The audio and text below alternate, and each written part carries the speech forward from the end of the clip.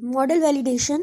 Model validation क्या होता है? एक क्रिटिकल प्रोसेस होता है जो मॉडल की एक्यूरेसी, उसकी रिलायबिलिटी और उसकी इफ़ेक्टिवनेस को इंश्योर करने के लिए यूज़ होता है। ठीक है, अगर हम लोग इसको मॉडलिंग एंड सिमुलेशन के पर्सपेक्टिव से देखें तो मॉडल वैलिडेशन एक क्रिटिकल स्टेप होता है जो एक एक्यूरेट, रिलायबल्स और इफ़ेक्टिव मॉडल को इंश्योर करता है। इसमें कई तरह के जो स्टेप्स होते हैं वो फॉलो करता है ये। जैसे इसमें सबसे पहला आ जाता है हमारे पास मॉडल डेवलपमेंट का, फिर डाटा कलेक्शन एंड एनालिसिस का, मॉडल कैलिब्रेशन का, validation with real world scenarios, usability and interpretability, फिर नंबर 6 पे जाता है कॉन्टिन्यूअल इम्प्रूवमेंट। तो ये मॉडल वैलिडेशंस के हमारे पास इंपॉर्टेंट स्टेप्स होते हैं। तो सबसे पहले हम लोग पढ़ लेंगे मॉडल डेवलपमेंट।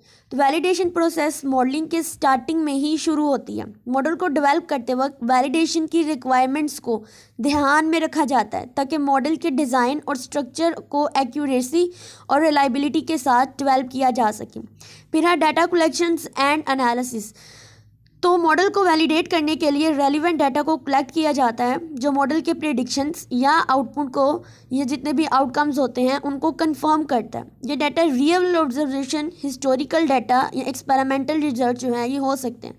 इसी डाटा को एनालाइज करके मॉडल की प्रेडिक्शंस के साथ मैच किया जाता है। उसके बाद आ जाता है मॉडल कोलैबोरेशन। इसका मतलब क्या होता है कोलैबोरेशन का? कि मॉडल्स को एडजस्ट करना, यानी एक बार मॉडल डेवलप होने के बाद उसकी अवेलेबल डाटा के साथ मैच किया जाता है। जब एक मॉडल डेवलप हो जाता है तो जो अवेलेबल डाटा होता है हमारे पास उसके साथ इसको मैच किया जाता है ताकि उसकी एक्यूरेसी को इम्प्रूव किया जाए। पैरामीटर्स को एडजस्ट किया जाता है ताकि मॉडल्स की प्रेडिक्शंस ऑब्जर्व डाटा के साथ मैच करें। फिर आ जाता है validation with the real world scenarios, यानी मॉडल को मॉडल के जो रिजल्ट्स होते हैं उसको रियल वर्ल्ड सिनेरियोस और ऑब्जर्वेशन के साथ कंपेयर किया जाता है। अगर पॉसिबल हो तो मॉडल्स की प्रेडिक्शंस को एक्चुअल ऑब्जर्वेशन से मैच किया जाता है ताकि मॉडल की एक्यूरेसी और जो रिलायबिलिटी होती है वो कंफर्म रहे। उसके बाद आ जाता है यूजेबिलिटी एंड इंटरप्रिटेशन। इसमें क्या होता है? इंटरप्रिटेबिलिटी। इसमें क्या होता है कि मॉडल के जो रिजल्ट होते हैं उनको इंटरप्रिट और एनालाइज करने में आसानी चाहिए ताकि यूज़र जो है उसे सही तरीके से अंडरस्टैंड कर सके। यूजेबिलिटी भी इंपॉर्टेंट होती है ताकि मॉडल इफेक्टिवली यूटिलाइज किया जा सके। उसके बाद नंबर 6 पे आ जाता है कॉन्टिन्यूअल इम्प्रूवमेंट। वैलिडेशन एक आइटरेटिव प्रोसेस है जिसमें कॉन्टिन्यूअली मॉडल की एक्यूरेसी और रिलायबिलिटी को इम्प्रूव किया जाता है। न्यू डाटा के साथ मॉडल को अपडेट किया जाता है ताकि वो करंट सिनेरियोज को एक्यूरेटली रिप्रेजेंट कर सके। तो ये मॉडल वैलिडेशंस जो है ये मॉडलिंग का सबसे वाइटल पार्ट होता है जो कि रिलायबल और यूज़फुल मॉडल को इंश्योर करता है जो रियल वर्ल्ड सिनेरियोज या सिस्टम को रिप्रेजेंट करने में कैपेबल होते हैं। उसके बाद हमारे पास हमारी आउटलाइन का नेक्स्ट टॉपिक स्टार्ट होता है जो है प्रेडिक्टिव वैलिडेशन। तो प्रेडिक्टिव वैलिडेशन क्या होती है? एक मॉडलिंग और सिमुलेशन प्रोसेस है जिसमें मॉडल की परफॉर्मेंस को एवेलुएट किया जाता है by comparing it's predictions with the real world observations और फ्यूचर इवेंट्स। इसका मेन एम होता है कि मॉडल जो है जो कि बेस्ड है हिस्टोरिकल डाटा या थ्योरी, वो फ्यूचर इवेंट्स या रियल वर्ल्ड सिनेरियो की कितनी एक्यूरेटली प्रिडिक्ट कर सकता है। अब इसके भी हमारे पास कुछ स्टेप्स आ जाते हैं। जैसे हमारे पास आ जाता है इसका मॉडल डेवलपमेंट। उसके बाद हमारे पास इसमें आ जाता है प्रीडिक्ट टेस्टिंग, फिर accuracy assessments, validation matrices, cross validation, continual improvements. ठीक है, मॉडल डेवलपमेंट क्या होता है हमारे पास इस प्रेडिक्टिव वैलिडेशन में?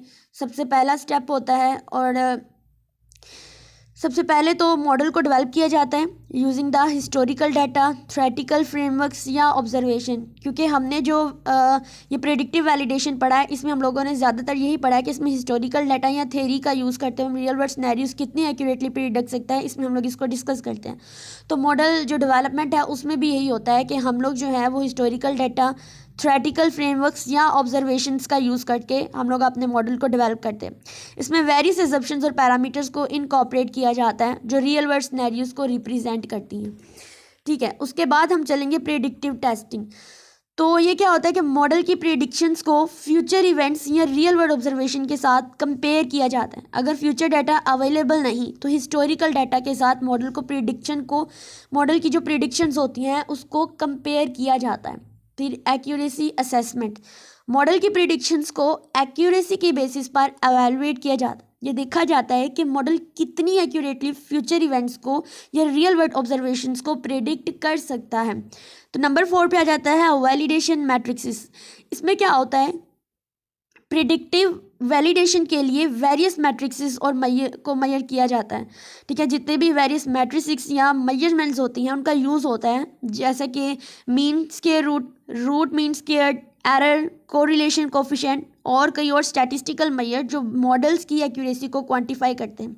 अब वैलिडेशन मैट्रिसेस में हम लोग क्या करते हैं, स्टैटिस्टिकल मेजरमेंट्स का यूज़ करते हैं।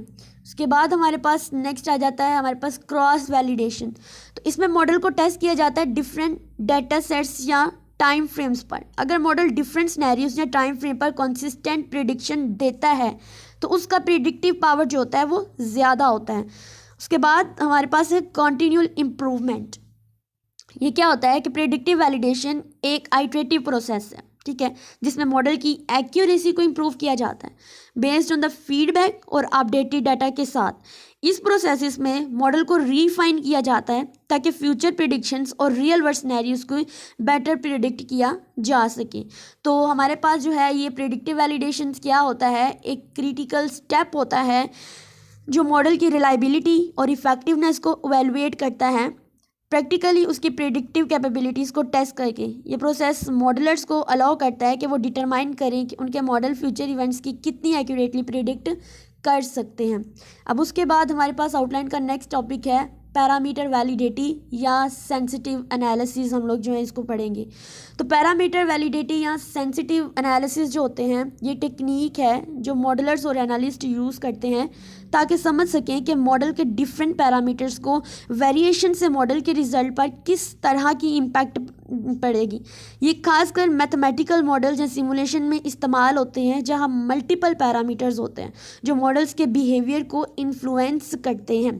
अब इस एनालिसिस में भी कुछ इंपॉर्टेंट स्टेप्स आते हैं हमारे पास। सबसे पहले आ जाता है पैरामीटर आइडेंटिफिकेशन।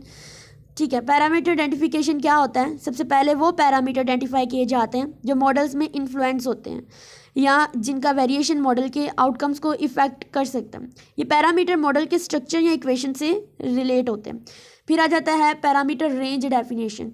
अब इसमें क्या होता है कि हर पैरामीटर के लिए उसकी रेंज डिफाइन की जाती है जिसमें उस पैरामीटर को वेरी किया जाता है। एग्जाम्पल के लिए अगर किसी पैरामीटर की वैल्यू 0 से 100 तक है के बीच में वेरी हो सकती है तो उसकी रेंज 0 से 100 डिफाइन की जाती है। ठीक है, अगर उसकी वैल्यू 0 से 100 के बीच में वेरी करती है तो उसकी जो रेंज होती है वो 0 से 100 तक ही डिफाइन की जाएगी। मॉडल एग्जीक्यूशन करें, फिर मॉडल को हर पैरामीटर के अलग अलग वैल्यूज़ के साथ एग्जीक्यूट किया जाता है। हर आइट्रेशन में एक पैरामीटर को वेरी किया जाता है जबकि दूसरे पैरामीटर कॉन्सिस्टेंट से रखे जाते हैं। फिर आ जाता है इसमें आउटकम एनालिसिस। आउटकम एनालिसिस में क्या होता है कि हर आइट्रेशन के बाद मॉडल के रिजल्ट्स जो होते हैं उनको एनालाइज किया जाता है। ये एनालिस्ट क्या करता है कि पैरामीटर वेरिएशन से मॉडल की आउटकम किस तरह से चेंज होती है उसको एनालाइज करता है। कुछ पैरामीटर्स की वेरिएशन से मॉडल के रिजल्ट पर ज़्यादा इम्पैक्ट होता है जबकि कुछ पैरामीटर की वेरिएशन के इफेक्ट कम होते हैं और कुछ इम्पैक्ट जो होते हैं वो ज़्यादा होते हैं। फिर आ जाता है सेंसिटिव मैट्रिक्स। सेंसिटिव एनालिसिस के लिए वेरियस मैट्रिसेस और मेजर्स का यूज़ होता है जो पैरामीटर्स की वेरिएशंस के इम्पैक्ट को क्वांटिफाई करते हैं। इसमें इंक्लूड होता है जैसे कि parameters relatives, influence, electricity measures या सेंसिटिव हमारे पास जो भी इंडेक्सेस आती हैं।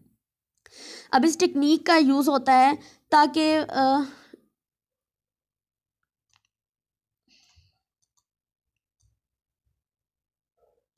इस टेक्निक का यूज़ होता है ताकि हमें पता चल सके कि कौन से पैरामीटर मॉडल के रिजल्ट पर ज़्यादा इन्फ्लुएंशियल है।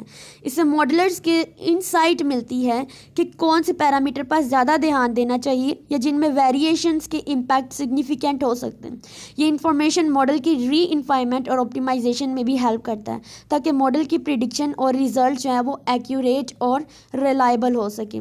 अब हमारे पास नेक्स्ट जो हमारी आउटलाइन का टॉपिक आता है इस वैलिडेशन में ही वो आता है analysis of the simulation result. तो एनालिसिस ऑफ सिमुलेशन रिजल्ट की बात करें तो सिमुलेशन रिजल्ट की एनालिसिस जो कि मॉडल की आउटपुट्स या प्रिडिक्शंस होती हैं उसमें कई तरह की अप्रोचेस और टेक्निक्स यूज़ की जाती हैं ताकि इनसाइट के गेन किया जा सके और कंक्लूजन जो है वो ड्रा किया जा सके।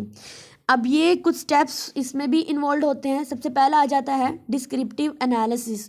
अब सबसे पहले सिमुलेशन रिजल्ट्स को डिस्क्राइब किया जाता है। ये इंक्लूड करता है कि डाटा किस फॉर्मेट में है, कैसे डिस्ट्रीब्यूटेड है, क्या ट्रेंड्स या पैटर्न नज़र आ रहे हैं और क्या की फीचर्स होंगे जो ऑब्जर्व किए जा सकते हैं। फिर आ जाता है हमारे पास स्टैटिस्टिकल एनालिसिस। तो स्टैटिस्टिकल एनालिसिस क्या होता है? सिमुलेशन रिजल्ट्स को स्टैटिस्टिकल टेक्निक से एनालाइज किया जाता है।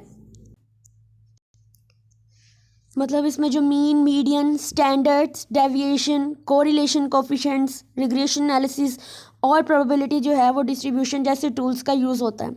डाटा की करैक्टरिस्टिक्स को समझने के लिए हम लोग इसमें स्टैटिस्टिकल एनालिसिस का जो होता है ये वाला स्टेप, इसके अंदर हम लोग सारे के सारे जो होते हैं वो स्टैटिस्टिकल डिवाइस टूल्स का यूज़ करते हैं। उसके बाद आ जाता है विजुअलाइजेशन। अब रिजल्ट्स के विजुअल फॉर्मेट में प्रेजेंट किया जाता है ताकि उन्हें आसानी से इंटरप्रेट किया जा सके। जैसे ग्राफ्स हैं, चार्ट्स हैं, हिस्टोग्राम्स हैं, स्कैटर प्लॉट्स हैं और हीट मैप्स का यूज़ किया जाता है ताकि डाटा की रिलेशनशिप्स और ट्रेंड्स को समझा जा सके।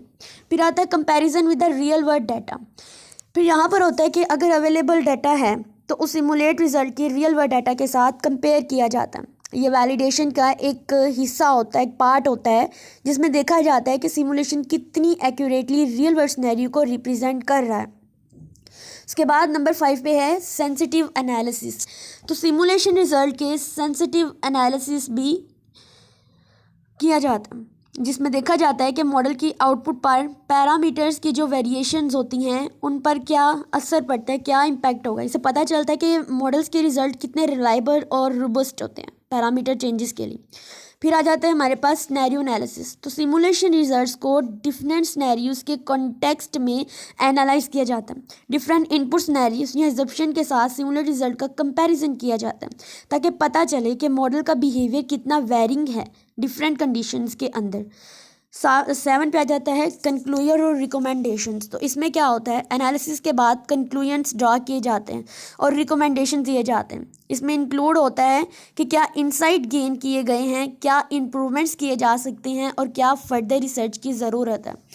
तो ओवरऑल हमारे पास सिमुलेशन रिजल्ट के एनालिसिस मॉडलर्स और डिसीजन मेकर्स को इनसाइट प्रोवाइड करता है जो कि डिसीजन लेने और मॉडल्स को रीफाइन करने में मदद करता है। ये प्रोसेस मॉडल की आउटपुट्स को बेटर अंडरस्टैंड करने और उनकी इम्प्लीकेशंस को समझने में हेल्प करता है। उसके बाद हम लोगों का सिमुलेशन एंड मॉडलिंग का जो नेक्स्ट टॉपिक आता है इसका, उसमें आ जाता है visualisation of the simulation result.